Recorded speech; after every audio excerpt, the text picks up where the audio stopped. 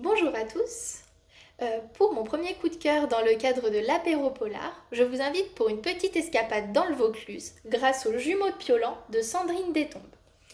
Comme vous le savez, nous aurions dû recevoir Sandrine Détombe à la médiathèque en novembre et dans ce cadre, j'ai eu envie de me plonger dans l'univers de cet auteur que je connaissais pas. Et je trouve que son œuvre pourrait ravir tous les amateurs et les amoureux de thrillers psychologiques et tous les grands fans de suspense assez insoutenables. Les jumeaux de Piolan, c'est le cinquième roman de Sandrine Détombe, et en 2018, il a été couronné du prix VSD RTL du meilleur polar francophone. Alors dès le début, dans son prologue, Sandrine Détombe nous invite à repartir un petit peu en arrière, en août 1989, en plein cœur du village de Piolan. C'est alors l'heure de la fête de l'ail, la grande fête du village, et c'est dans ce contexte que les jumeaux Le Sage, Solène et Raphaël, vont disparaître. Le mystère va rester entier, et 3 mois plus tard, Solène va être retrouvée dans un cimetière, morte asphyxiée, et habillée d'une robe blanche, avec pour coiffure une couronne de fleurs. Très rapidement, beaucoup de questions vont se poser. Où est passé Raphaël? Qu'était-il arrivé aux jumeaux? Et qui a fait le coup? Le mystère reste insondable pendant plus de 30 ans. La suite de l'histoire nous ramène dans le présent, en juin 2018, puisque tel un scénario macabre, tel une danse avec le diable, l'histoire va se reproduire. D'autres enfants, à Piolan, vont être enlevés.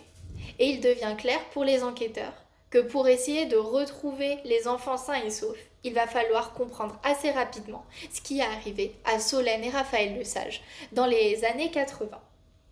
Cette enquête va être confiée à 2 inspecteurs. Le premier s'appelle l'inspecteur Fabregas. Il est tout nouveau dans la caserne et cet inspecteur va voir cette enquête comme le moyen de faire ses preuves et de montrer toute sa légitimité. Il est aidé, un peu indirectement, par un inspecteur qui est à la retraite, c'est Jean Vimez, et qui lui porte la particularité d'avoir travaillé toute sa carrière sur l'affaire des jumeaux de Piolan, cette affaire assez insondable, et d'ailleurs il emporte le poids sur ses épaules. Alors que dans ce petit village d'apparence tranquille et plutôt campagnarde, la suspicion va s'installer, que tout le monde va commencer à avoir des suspicions sur les uns et sur les autres et que la psychose s'installe elle aussi, les enquêteurs vont devoir composer avec des villageois qui ont des relations pleines de non-dits, pleines de sous-entendus. Et petit à petit, un climat de tension s'instigue dans ce roman. Ils vont ainsi devoir composer avec des personnages qui sont assez émouvants et pour lesquels la psychologie est assez bien détaillée. Je pense notamment à Victor Lesage, qui est le père des jumeaux disparus en 1980 et qui joue tantôt le rôle du père totalement éploré et meurtri par cette tragédie, mais qui constitue aussi aux yeux des villageois le suspect idéal comme une sorte de revanche assez macabre et horrible. Je pense aussi au rôle de l'institutrice commune aux enfants qui ont disparu en 2018 et qui est trop investie dans son travail, trop parfaite, pour ne pas elle aussi attirer les soupçons. Finalement, ce que j'ai beaucoup apprécié dans le roman Les jumeaux de Piolan de Sandrine Détombe, c'est tout ce jeu sur la psychologie des personnages. En réalité, ce que nous livre Sandrine Détombe ici, c'est une sorte de jeu d'apparence, un jeu sur la psychologie.